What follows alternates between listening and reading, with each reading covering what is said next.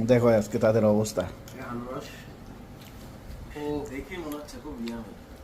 এই পেয়ারা হলো এই পেয়ারা অনেক টেস্টি। হ্যাঁ স্বাদ একটু আস্তে, তুমি একটু আস্তে খাও, ভিডিওতে করে দিছি, একটু আস্তে খাও, একটু আস্তে। খুব রসালো। খুব রসালো আনারসটা। জাঙ্গিরা না হলে আনতে নাই। তো কবি না স্পাইসি ভাব আছে। কোথায় মাখায় আনছো? খুব মজা হয়েছে। তাই না? একটা আপেল লগে কম- কমলা গাছের আর আপেল গাছের কমলা। তুমি কমেন্টসের দোকানের নামটা একটু মেনশন করে দিও। গুলিস্তান থেকে আসছে। আসলে টেস্টি তো।